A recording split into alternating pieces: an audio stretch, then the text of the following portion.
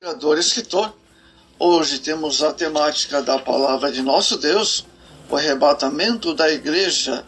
Está com base em 1 Tessalonicenses, capítulo 4, verso 13 ao 18. O arrebatamento da igreja. Amados, a volta do Senhor Jesus.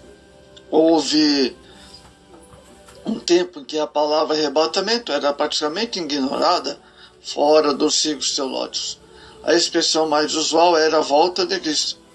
Os mais eruditos preferiam o vocábulo advento. Também não se faziam muita questão de se detalhar acontecimentos que seguirão o rapto dos santos. De um modo geral, acreditava-se que tão logo o Senhor Jesus levasse os salvos para o céu, seria deflagrado o juízo final, com a sumária punição dos ímpios. Com o aprofundamento dos estudos bíblicos, o vocábulo arrebatamento fez-se rapidamente conhecido. Hoje é um termo bíblico mais conhecido no meio do povo evangélico. O sentido literal. A palavra arrebatamento, no contexto da escatologia cristã, é procedente do verbo grego arpazo, que significa retirar algo com rapidez e de forma inesperada. Quando o Novo Testamento foi traduzido para o latim, optou-se pelo vocábulo raptus, que originou-se do verbo raptare, comporta o seguinte significado: tirar, arrancar, tomar das mãos alguma coisa de forma violenta. Definição teológica bíblica. O arrebatamento, por conseguinte, é a retirada brusca, inesperada e sobrenatural da igreja deste mundo, a fim de que seja transportada às regiões celestiais, onde vai unir-se eterna e plenamente com o Senhor. Essa doutrina é dedicada no Novo Testamento, além de outras passagens, dois capítulos essenciais: 1 Coríntios capítulo 15, 1 Tessalonicenses capítulo 4. Nessa passagem descreve Paulo a transladação sobrenatural dos santos. Naquela mostra como nossos corpos serão transformados instantaneamente pelo poder do Espírito Santo. O evento constitui-se-á num dos maiores milagres de todos os tempos, por abranger de sua maneira simultânea diversos fatos que ultrapassaram todos os precedentes históricos, científicos e lógicos do conhecimento humano. Quando se dará o arrebatamento da igreja?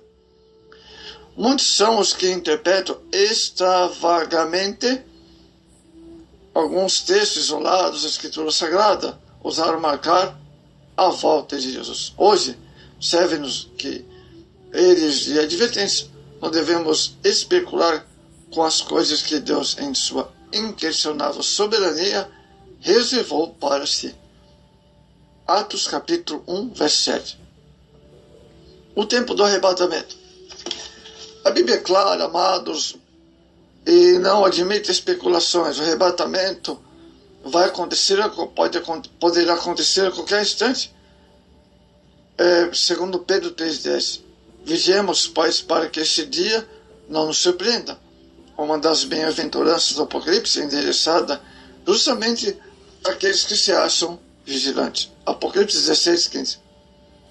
Por conseguinte, virá o Senhor Jesus inesperadamente e surpreenderá muitos. Ao invés de estar vigiando, vão se encontrar cheio de cuidados deste mundo. Você está esperando Cristo?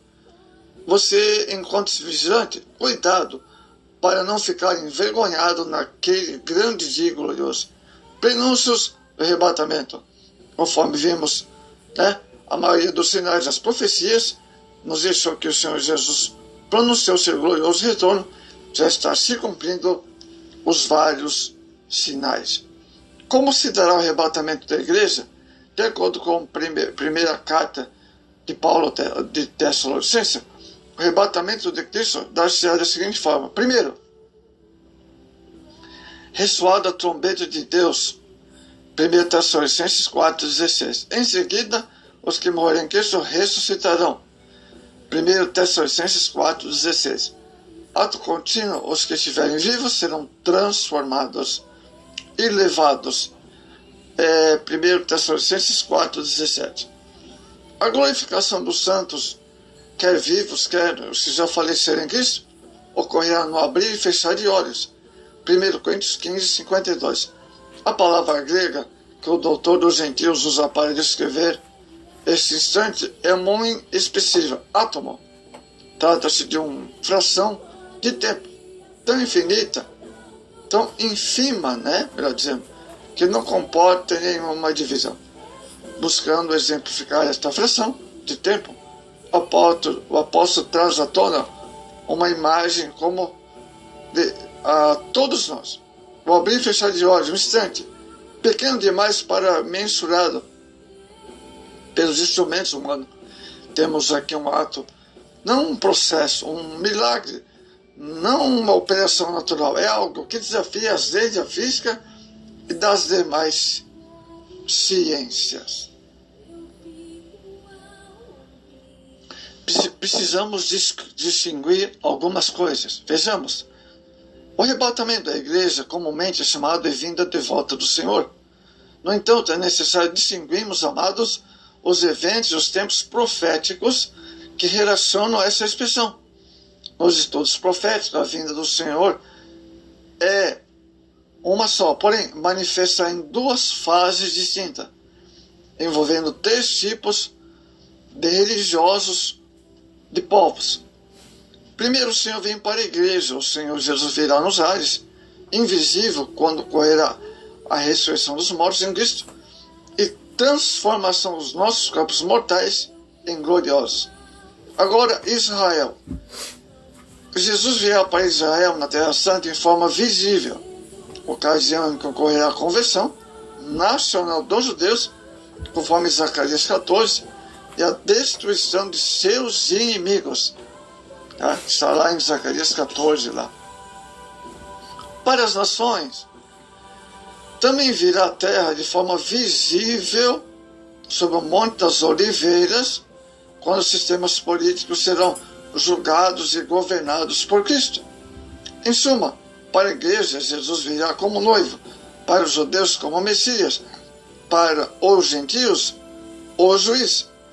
O arrebatamento da igreja, que corresponde à primeira fase da volta do Senhor, será repentina. A segunda fase, amados, se dará no final da grande tribulação. Virá para libertar Israel e julgar as nações. Vejamos as 2 palavras gregas sobre o arrebatamento.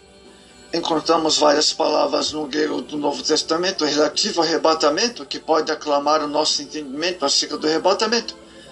Destacaremos 2 palavras principais. Parousia, literalmente quer dizer presença, chegada rápida, visita.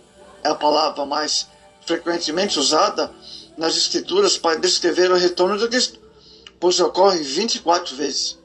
O sentido da palavra parousia é abrangente, porque não define apenas a volta de Cristo até ou sobre as nuvens, mas outras vezes refere-se à volta pessoal à terra. Portanto, o sentido geral não é específico. A ênfase maior é dada à vinda corporal visível de Jesus. Temos a palavra epifaneia, do grego, literalmente significa manifestação, vir à luz, resplandecer ou brilhar. O sentido mais específico, porque se refere especialmente à vinda sobre as nuvens. É a volta pessoal de Cristo à terra, que acontecerá com uma manifestação visível e gloriosa. Conforme está escrito em Apocalipse, todo olho verá, lá no capítulo 1. Parousia é abrangente e pode referir-se tanto à vinda de Cristo para a igreja como para o mundo. Entretanto, epifaneia é um termo que especifica a volta de Cristo à Terra, de modo mais direto, porque diz a respeito de sua manifestação pessoal ao mundo, amados. A diferença entre as 2 etapas da vinda de Jesus. A diferença entre as 2 etapas. Primeiro, refere ao arrebatamento da igreja que virá sobre as nuvens. 1 Tessalonicenses 4,17.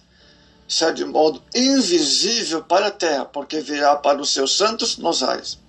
Relação à manifestação pessoal de Cristo à terra, e virá sobre as nuvens, de modo visível com seus santos amados. Elementos especiais do arrebatamento. Surpresa, esse elemento é rejeitado por alguns grupos que entendem que não haverá dois eventos distintos: o arrebatamento da igreja e a vinda pessoal de Cristo. Ora, o que a Bíblia nos ensina é o que a igreja constituída pelos mortos vivos em Cristo se encontram com o Senhor nas nuvens. Glória a Deus. Temos também outro elemento: invisibilidade. 1 Tessalonicenses 4,17. Porque será um evento invisível para quem? Será um evento invisível para o mundo material, porque os arrebatados serão constituídos somente dos transformados. A transformação será tão rápida que nenhum instrumento cronológico terá condições de perceber ou marcar o tempo. Quando o crente conquistar este corpo imaterial, a matéria perderá totalmente a sua forma.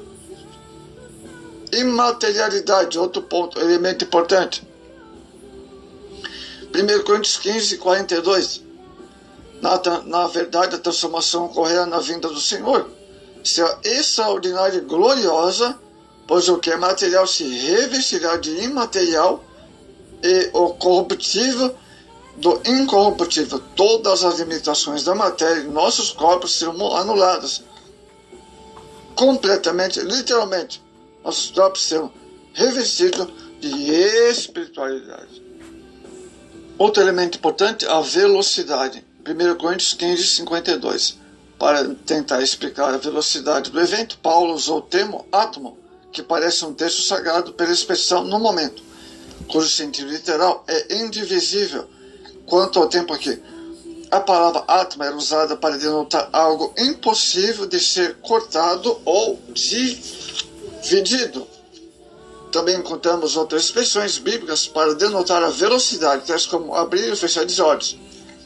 Amados, então, a estudar e meditar sobre o arrebatamento da igreja promove em nós remidos a fé e a esperança no Senhor Jesus.